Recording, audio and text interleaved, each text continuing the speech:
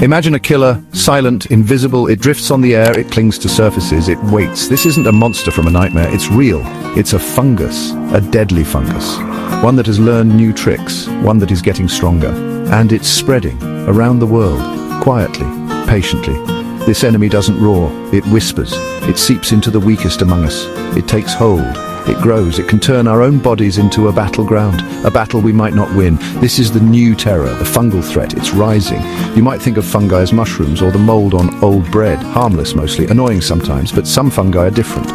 They are predators, they are parasites, they have evolved to survive, to thrive. And now, something is changing in their world and in ours.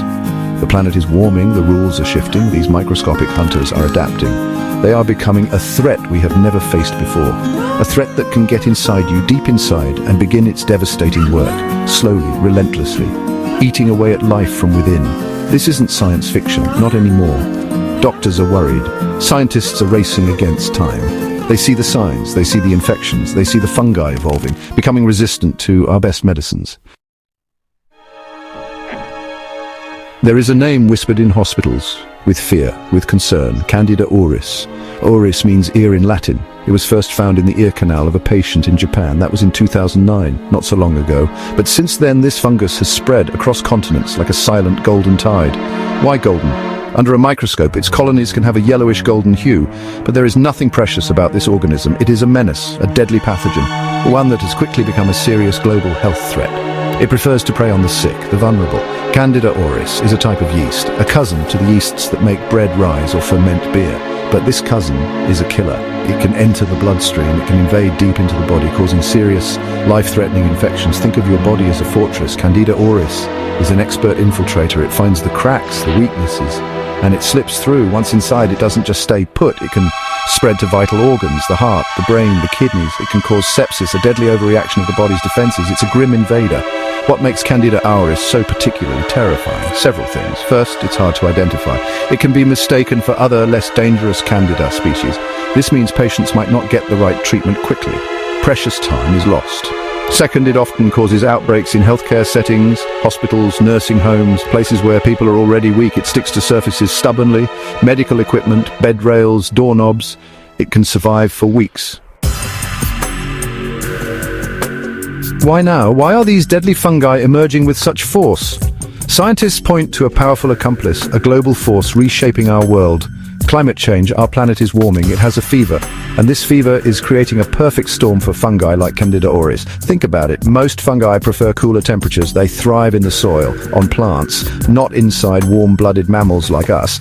Our body temperature, around 37 degrees Celsius, 98.6 Fahrenheit, has been a natural defense, a thermal barrier, too hot for most fungi to handle. But the world is changing. Temperatures are rising, not just the air, but oceans, soils, everything.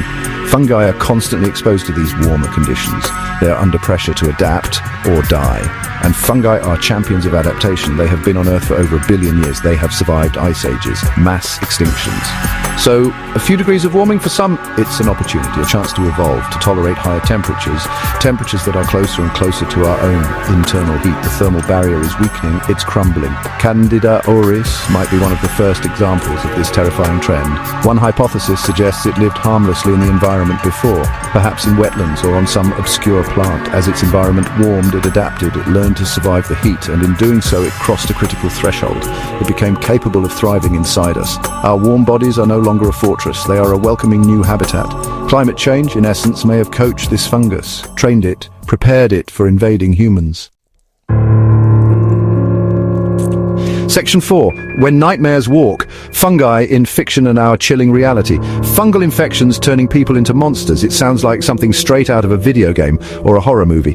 Many of you might think of The Last of Us, a popular game and TV show, where a terrifying fungus called cordyceps infects humans. It takes over their brains, turns them into aggressive zombie-like creatures. It's a gripping story, a scary one. It taps into a primal fear, the fear of losing control, of our bodies being hijacked by something alien, something that grows inside us, changing us, destroying us. The cordyceps in The Last of Us Fungus is based on real fungi, Ophiocordyceps. These fungi infect insects, ants for example. They control the insect's mind, forcing it to climb high to a perfect spot for the fungus to release its spores.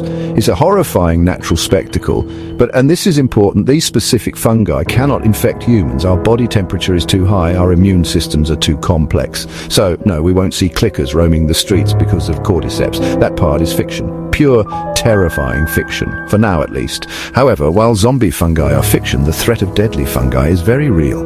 Candida auris shows us that. It doesn't turn people into zombies, but it can be just as deadly. Silently. Invisibly, it invades the bloodstream, it causes organ failure, it resists our medicines. The horror is different. It's less dramatic perhaps, more insidious, but the outcome can be the same. Section 5. The battle for our future science on the front lines against fungi. So, what are we doing about these rising fungal threats? Are we helpless? No, science is fighting back. Researchers around the world are on the front lines. They're like detectives, tracking outbreaks of Candida auris, studying its genetics, trying to understand how it spreads, how it resists drugs. This knowledge is crucial. It helps us develop better ways to control it, to stop it in its tracks. In hospitals, this means stricter cleaning protocols, better screening of patients, isolating those who are infected. Every small step helps. A big part of the battle is finding new weapons, new antifungal drugs, because the old ones are failing us. This is a slow, difficult process. Developing new medicines takes years. It costs a lot of money, but scientists are persistent. They are exploring new compounds, looking for weaknesses in the fungi's armor.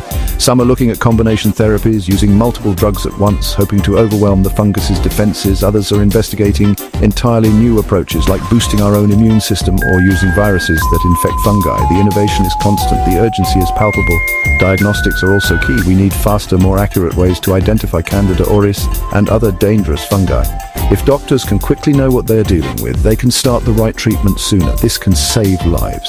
Scientists are developing new tests, molecular tests that can detect the fungus's DNA, rapid tests that can give results in hours, not days. This is like giving our sentinels better eyesight, allowing them to spot the enemy earlier, before it breaches the gates. Section 6. Our weapon is knowledge. Standing against the rising spore tide. The threat of deadly fungi like Candida auris is real. It is growing. Climate change is fanning the flames, making these microscopic killers stronger, more adaptable. It's a scary picture, a chilling prospect, the idea of something invading your body, consuming you from the inside. It's the stuff of nightmares, but fear alone won't help us. Fear can paralyze. What we need is knowledge, understanding, and action. Knowledge is our shield. Action is our sword. Against this rising tide of spores, we are not defenseless, not yet. First, stay informed. Learn about these threats. Understand how fungi spread, especially in healthcare settings. Practice good hygiene. Wash your hands. Be aware, if you or a loved one is in the hospital, don't be afraid to ask questions about infection control, about what the hospital is doing to prevent the spread of superbugs like Candida auris. Awareness is the first step to protection, for yourself, for your community. An informed public is a powerful force. It can drive change. It can demand better standards. Second, support efforts to combat climate change. This is crucial. The link between a warming planet and emerging fungal threats is becoming clearer. By reducing our carbon footprint, by advocating for renewable energy, by supporting policies that protect our environment, we can help slow down the warming.